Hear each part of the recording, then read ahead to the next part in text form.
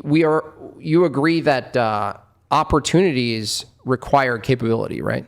Sure, and if some people can't meet a standard, then yeah, they should not be in that position. Should people lower the standards for equality? Lower the standards. Let's say a firefighter, police officer, Navy SEALs? No, I don't think so. Okay. You should not lower standards. However, it doesn't. There is not a standard of brute strength in order to occupy most positions in society that aren't enforcement based. Yeah, I'm not arguing. The counter to feminism isn't necessarily arguing keep women out of things by force. It's countering, one, a descriptive claim that's false, that assumes women have the same duties or even power as men. And two, the question is a should versus a should. Should we prioritize women doing what they're really good at? Well, if it's the case that women are not a homogenous group. I understand. Grouping women all together. But I'm going to reject that every time. If it's the case that women are mostly good at certain things, I don't think that's necessarily true. I don't think women are inherently better at taking care of children than men. No, they're not. Inherently better? No. Men can do that too. Well, I'm not saying it's not capability like one or the other. Is there a better scenario? Is it a better scenario that men are put in certain no, not as a duty positions than others than women? Is it better that we have a fighting force that is comprised of the strongest individuals? Yes. Okay. And if it turns out that the strongest individuals, because of facts of biology, are overwhelmingly male, then sure. But here's the thing: is if the men, we agree that if collectively men are best used to be like the general enforcement arm. In one aspect, sure. Yeah. Okay, but what's that for women? Because I'm not even talking about duties anymore. What is that for women? There isn't necessarily symmetry here. You're really not going to say that perhaps the equal parallel to men is raising kids. No. Okay. I'm not. So you're okay. I don't think it's the case. Women are not. I just don't understand how, from your feminist view that you're defending, I just don't understand how you could look at what's needed right now as far as human beings and looking at it and obviously coming to the conclusion that what's demonstrated in the past is that women in the home raising kids is a functional, let's even go pragmatism. It's extremely pragmatic for women in their nurturing trait. No, they're not more nurturing than men? Inherently, biologically, no. Collectively?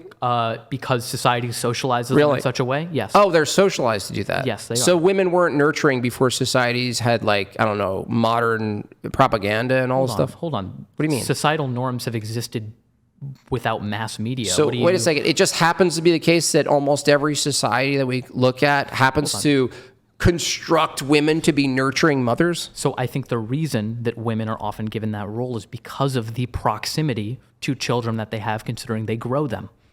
But it's not that ought to be the case just because of that. I didn't say ought. I said, is it better? No, not necessarily. Why can't men could raise the kids too? Okay, so do you think that a woman has a child, it's better for her to stay in the home or do an equal swap with the let's say a husband and a wife. Hold on. Let's say a man and a wife have the same exact skill and ability to work a job. Yes. A woman just has a child, right? Yes. All right. And you're saying it's an either-or situation. Correct. that she goes back to the job and he stay home. Correct. Whatever's best for their preferences. If the man wants to work, we would also depend on who is better at raising a child. And I don't think it's always the case that the woman would be better. Okay. There are some men that are more nurturing than women. So if the man is better capable of nurturing that child, then the man should be the one to stay home. Well, how would you know? I mean, what if the preference is to do it, but he's not as good?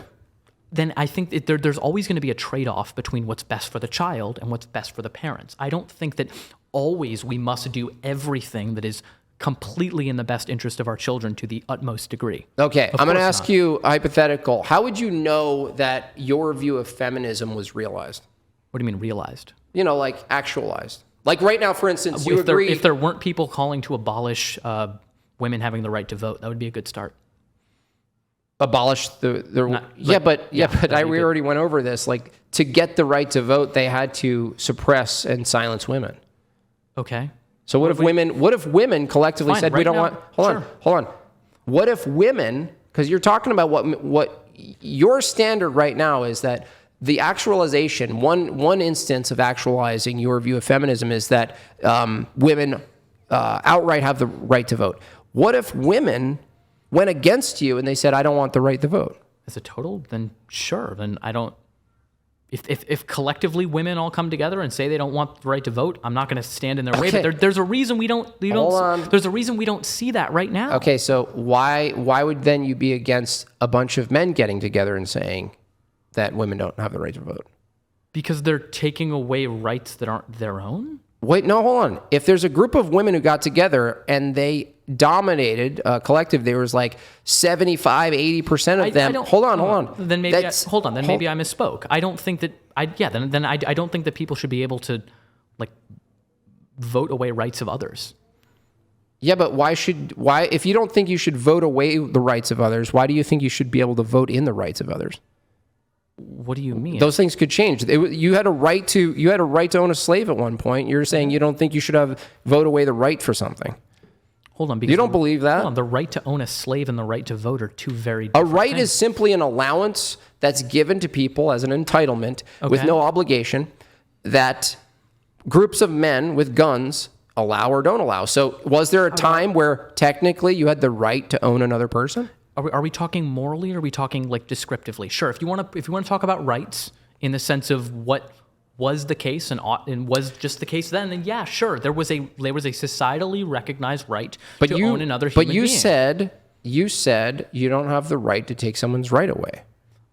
Fine. Then if you want to argue that I'm being sloppy with language, that's fine. Then sure. Then what's happening though? If people do something and they take it away and they call it a right, then they call it a right. I can't tell them not to call it something. I can still say what they're doing is wrong. I understand. And that they shouldn't do that. Yeah, Oliver, I understand you're basically bound to the language we have. But if the thing you're appealing to is rights, and we can point to rights that are unjust, I'm not sure what exactly you're defending. Rights, and I'm appealing to people's individual autonomy and well-being to make decisions about their own lives. I don't think other people should be the dictators of what other people's lives are. Yeah, but if you don't think that other people should dictate how other people's lives are, if there's a whole group of people who don't agree that rights exist, you're going to contradict that too. What do you mean? If there's a bunch of people right now in the U.S. who say, I don't believe rights exist. Okay. You are going to be on the side that says, no, we're actually going to still use force, and you could try to behave as though rights don't exist, and you could believe that, but that's actually, we're going to force the belief of rights onto you.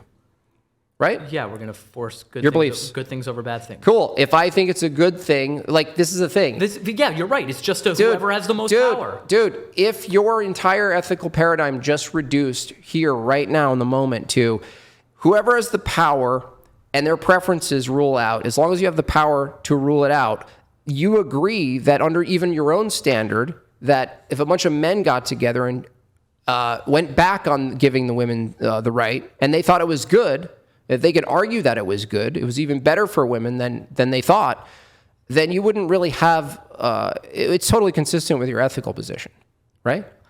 Sure. Okay. I guess I'm not fully understanding. I'm asking whether it's consistent under your ethical system where the majority of people decide that what's best is, well, we're going to actually go back on the 19th Amendment. And women don't realize it at the moment, right? But it's actually going to be better for them. It's going to make them safer. It's going to make them happier. If they really thought that, I think they're wrong. I don't think we should be infantilizing people on the basis that men know what's best for women. I think that's just not.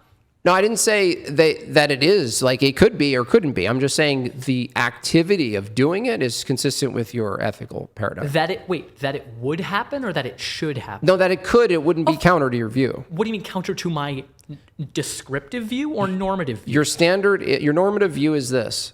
If a bunch of women decide they don't want the vote and they overpopulate the women who think they want the vote, they should, then it's fine. No, then they shouldn't vote. If they don't want to vote, don't vote. No, they don't even want other women to vote. Well, no, then why are you trying to take away other people's ability to vote? Well, no, they believe that it's not a good thing. Okay, then don't vote. I don't care if you don't think it's a good thing. I don't know why. Wait. If someone is subject to the laws, if someone is subject to how they are being governed, then they should be represented in that process. Yeah, but why don't people under this system have the right to establish a majority view that informs law that removes entitlements? How does it remove entitlements? Men's Men's entitlement to have dominion over women? No, dude. Any entitlement you look at is provided and can be overturned, right? Sure. Okay. I don't really see. You're just saying. I get it. Whoever has more power is able to do what they want. Where do we go from here? Well, what's interesting, where we go is if we both agree that descriptively it's the case that whoever has the power does what they want. The only question between everybody in the political spectrum, whoever you debate, libertarians, Christians, Trumpers, progressives, commies, the only question from my view is whose ethical paradigm is informing the force? Is that fair? I guess. Okay.